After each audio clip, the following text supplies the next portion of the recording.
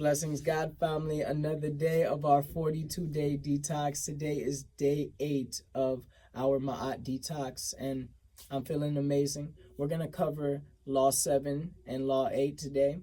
And, before we get into that, I just want to tell you about a very interesting experience I had. Yesterday, I woke up at 3 a.m. and I had all the energy. I was even laying in bed for a moment to see if my body was really ready, and it's like, nah, we ready, we up and ready.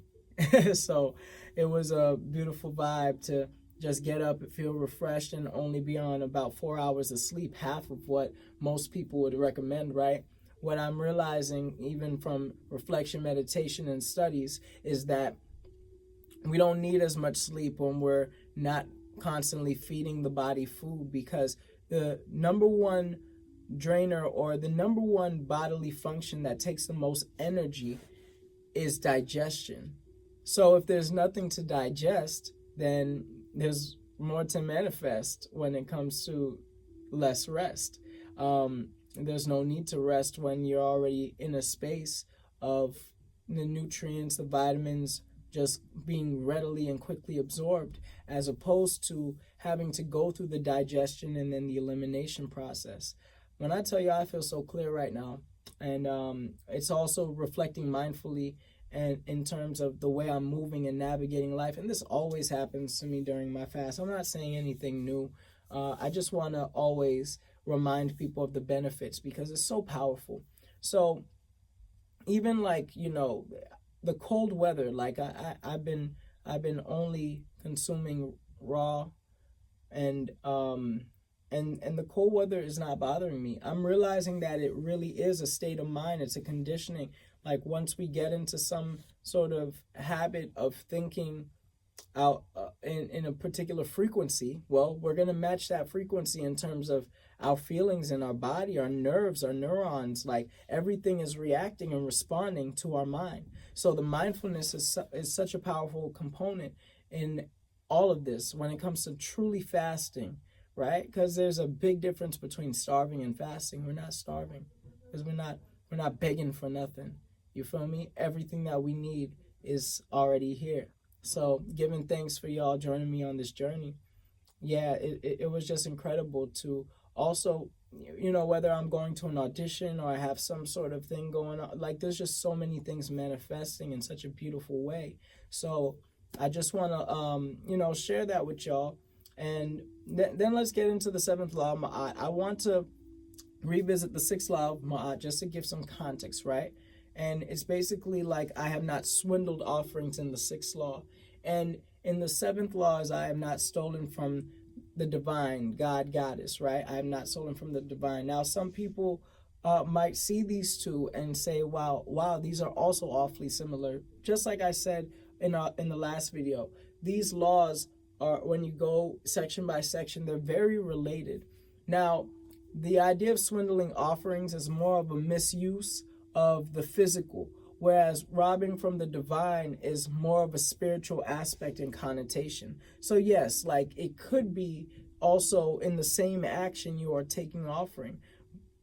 I think the big difference is more so like focusing on the 6th law, where it's like the swindle, this dishonesty, and misuse of something that's sacred, versus the 7th law, which is specifically dealing with divine and cosmic sacred spaces. And the beautiful thing is that even our bodies, like it says in the Bible, our bodies are temples, right? And a lot of times we don't realize how we are robbing ourselves in terms of all of these laws that deal with theft, that we're robbing our body of essential minerals when we eat things that are not meant and not designed for the human body to consume. So we're going to meditate on that 7th law real quick. So the Medu Neter translation, Nuk Am Neteru, okay, which is basically saying, I have not robbed from the divine. I have not stolen from the divine. And it's really about misappropriating anything that's divine or in divine spaces. And I extend it, when I think about this, I think about honoring and respecting religions. Everybody is in this forest on this path through their different religion, trying to just reach a similar goal: enlightenment through love, harmony, and just divine connection, right? And not every religion necessarily has an easy road, right? And not everyone is meant to walk every road, but we have to honor that it's a journey and people are on different frequencies. Ultimately, we're all in this together. So even being able to honor different religions, being able to honor different practices without feeling like, somebody has to be disproven. And that's something that even I'm learning as I engage. I had a big, fuss for myself the other day, like maybe 2 days ago, because it was just things coming spiritually where I just feel like our society has been so indoctrinated with Christianity through the hands of, the Crusades and colonization, that people don't even take the time to really open their minds up more spiritually, to open up their first eye, to really see on a deeper level, like how we've been given these things and how we interact with them. And do we have the capacity to think critically and maybe focus on something else? And then I also have to just respect, the balance of life and where people are. Now, maybe for some people, it may be an enlightenment for them, and then for others, it may cause a little bit of friction and tension in relationship, and that's never my intention, right?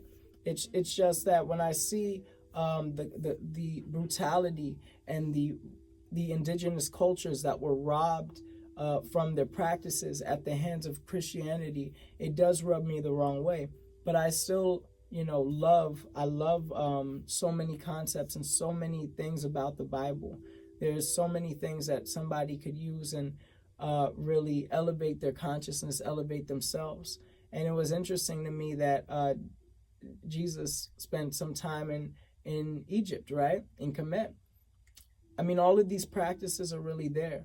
When it talks about all of these divine forces, the kingdom of heaven being within you, when it comes down to even the similarities in terms of narratives and myths that connect, and it's not to say one is better than the other, but there's definitely a clear correlation in certain aspects. I don't think anybody or any religion is better or worse. Really, it's that individual and your actions that are really showing. And I'm not here to judge. I'm just here to love. You feel me? So I'm really working on that aspect, even because we are all temples, we are all divine, and we're all these vessels on this planet figuring it out. I just want to help as much as I can. And a part of that is, health and wellness, and really encouraging and inspiring people to just, be in tune with their bodies, be in tune with the decisions that they're making. So, yeah, offerings are an essential practice of daily life, whether we recognize it or not. In Kemet, they definitely did. And it could range from physical items that you are literally offering to the divine. And then it could also go to rituals. So the idea is the misappropriation of these things, right, is really the robbing from the divine, robbing from the God, the goddess, the Neteru. And so whether it's a temple, whether it's an altar, whether it's a person, we just have to see the sacredness in everything and the divinity in everything. And there's a beautiful connection between humanity and the divinity, because we're able to communicate the way that we do. We're able to rationalize. Once again, we have these powerful supercomputers in our that is our mind, and shouldn't even point to the brain, because the mind, it really exists beyond the brain, right? Like it's really around us. It's a field. It's we're able to pull all of these thoughts, and sometimes somebody may have a similar thought or maybe thinking about you, and you're thinking about them, and it's like a lot of times, yes, we point to the head, because the head it holds the crown. And so when I think of the mind, yes, it's a full picture, it's a full spectrum, but the crown, that energy of the crown is like, so important. So yeah, respecting sacred spaces and also being able to move with integrity when we are honoring these sacred spaces. So that was Law 7. Once again, I will not rob from God, Goddess, right? And we are going to move on to the 8th law.